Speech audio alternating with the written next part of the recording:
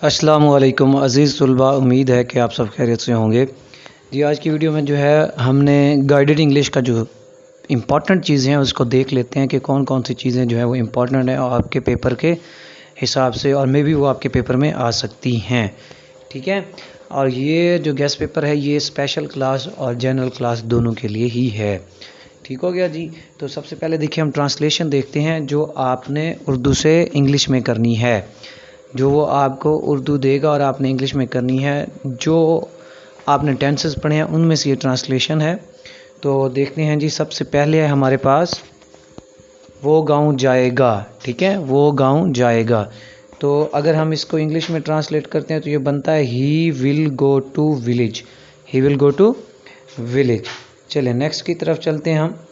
तो हमारे पास जो अगली है वो है वो रोज़ाना स्कूल जाता है। इंतहाई आसान है। ठीक है जी। तो अब आपको अगर फार्मूलेज आते हैं तो फिर आपने जो है इसे अच्छे तरीके से कर लेना है। He goes to school. ठीक हो गया। अब अगली ट्रांसलेशन की तरफ चलते हैं। जो अगला सेंटेंस है हमारे पास ट्रांसलेट करने के लिए, जो मुझे लगा कि इम्पॉर्टेंट है, आपके पेपर में हो सकता है। तुम झूठ बोलते हो। You tell a lie. Next है क्या वो ख़त लिखता है। Does he writes a letter. ठीक है, क्वेश्चन मार्क देना आपने नहीं भूलना किसी भी जो इंट्रोगेटिव सेंटेंसेस में। ठीक है, तो उसके बाद जी अगला सेंटेंस है हमारे पास हम बाज़ार जाते हैं। हम बाज़ार जाते हैं। We go to the market. हम बाज़ार जाते हैं। अच्छा जी, नेक्स्ट सेंटेंस है हमारे पास वो नए जूते ख़रीदता है। ही बाइज़ न्यू शूज़। ठीक है, आप यहाँ पे ही परचेजेस भी लिख सकते हैं, वो भी ठीक होगा। ठीक है, अगर ये सेंटेंस आपको आ जाता है तो। क्या तुम अखबार पढ़ोगे। ठीक है, तो इसको जब हम ट्रांसलेट करेंगे तो ये बनेगा will you read a newspaper. Will you read newspaper. आ यहाँ पे आ लगा दें। ठीक है, will you read a newspaper. उसके बाद नेक्स्ट है वो नज़म याद करेगा। तो इसको हम जब ट्रांसलेट करेंगे तो ये बनेगा he will learn the poem by heart. ठीक है, कि वो नज़म को याद करेगा। नेक्स्ट की तरफ चलते हैं। तो हमारे पास जो इम्पोर्टेंट समरी है वो है जी the mouse dare and the tiger. ठीक है, इंतहाई आसान है, इम्पॉर्टेंट है। ऐसा नहीं है कि आपने इसको ही करना है, द टावर छोड़ देनी है। तो जो इम्पॉर्टेंट है, जिसके ज़्यादा चांसेस हो सकते हैं आपके पास पेपर को देखते हुए, तो वो ये समरी है जी। अगला चलते हैं हम। तो लेटर जो है ये बहुत ही इम्पॉर्टेंट है। ये है जी letter to father for mother's health. ठीक है, तो ये स्पेशल क्लास और जनरल क्लास दोनों के लिए ही इम्पॉर्टेंट है। तो 90% चांसेस हैं कि आपके पेपर में ये लेटर हो सकता है। और बाकी भी जो आपके सिलेबस में है उनको भी आपने देखना है। ऐसा नहीं है कि जो कुछ मैं बता रहा हूँ यही आपके पेपर में हो, ये आपका गेस है। ठीक है जी, नेक्स्ट चलते हैं।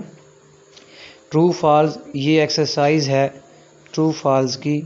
ठीक है, ये एक्सरसाइज में से मुझे जो इम्पोर्टेंट एक्सरसाइज लगी है वो यही है, ट्रू फॉल्स वाली। तो अब आप जो है ना, यहाँ मैं इसको सॉल्व नहीं कर रहा, आपने ख़ुद जो है ये अपनी बुक में से ये वाली एक्सरसाइज ढूंढ लेनी है।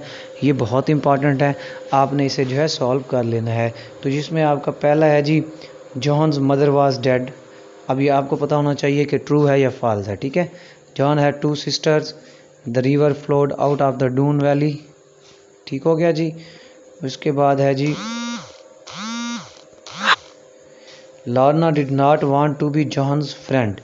ठीक है जी। नेक्स्ट है as he climbing up the waterfall he fainted. ठीक है, तो अब ये मुझे नहीं पता कि ये ट्रू हैं या फॉल्स हैं, तो ये अब आपने ख़ुद ढूंढने हैं। ठीक हो गया, लॉर्ना डून वाले लेसन में ये एक्सरसाइज मौजूद है।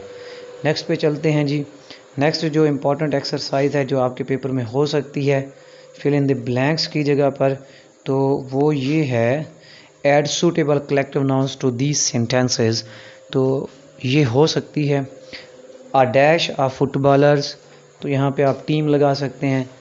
अ डैश ऑफ कैटल्स, अब आगे जो है मैं नहीं बताऊँगा, आपने खुद याद करने लगाने हैं।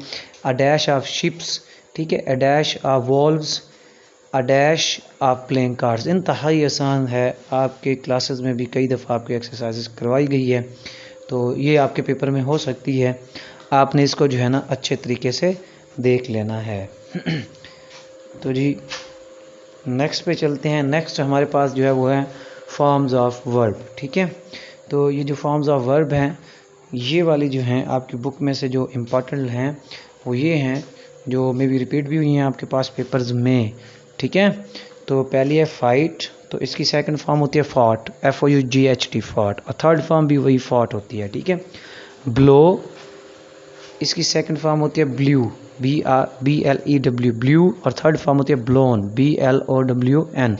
ठीक है, तीसरी है बाय, BUY बाय, खरीदना, बाट, BOUGHT, और थर्ड फॉर्म भी इसकी क्या है बाट, BOUGHT। ठीक है, डू, ठीक है, डू, डिड सेकंड फॉर्म है इसकी, और डन जो है इसकी थर्ड फॉर्म है। ठीक है, ईट, एट इसकी सेकंड फॉर्म है, ATE एट, और EATEN ईटन जो है वो इसकी थर्ड फॉर्म है। ठीक हो गया जी।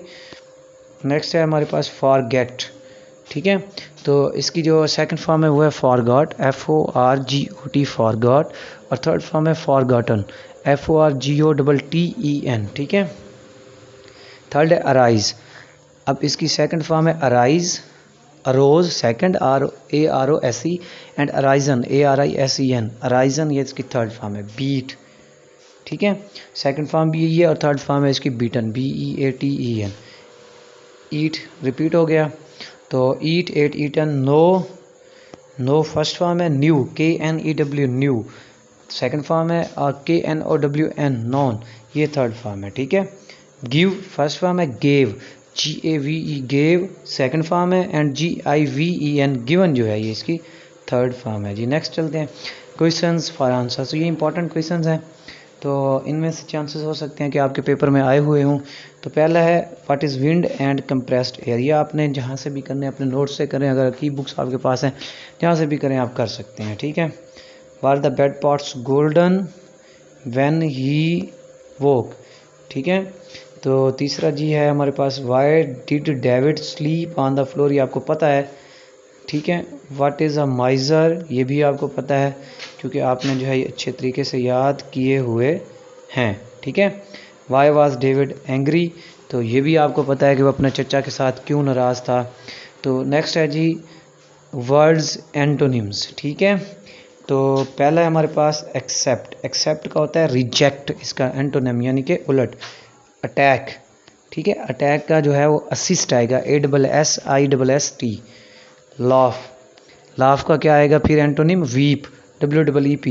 फॉरगेट, फॉरगेट का जो एंटोनिम है वो है रिमेंबर, REMEMBER। फेल, ठीक है, फेल का जो एंटोनिम है वो है सक्सीड। ठीक है, कामयाब हो जाना। ठीक है, नेक्स्ट चलते हैं ऐसे, जो इम्पोर्टेंट ऐसे है वो है माई एम इन लाइफ। आपने इसको जो है अच्छे तरीके से याद कर लेना है, यह आपके इम्तहानी नुक्ता नज़र से बहुत ही इम्पॉर्टेंट ऐसे है। ठीक है जी, क्रिएटिव राइटिंग में जो है हॉबी जो है ये इम्पॉर्टेंट पैराग्राफ टॉपिक है, तो इस पे जो है आपको जो टॉपिक लिखने के लिए में भी दिया जा सकता है। तो आज के लिए इतना ही इस वीडियो में, आपने अपने दोस्तों से भी शेयर करनी है, और ऐसा नहीं है कि आपने सिर्फ इस वीडियो वाली चीज़ें याद करनी है, ये इंपॉर्टेंट चीज़ें हैं। ठीक है, तो आपने पूरा आपका जो राउंड है उसको कंप्लीट अच्छे तरीके से तैयार करना है ताकि आपका कल पेपर जो है वो अच्छा हो सके जी। दुआओं में याद रखिएगा। अल्लाह हाफिज़।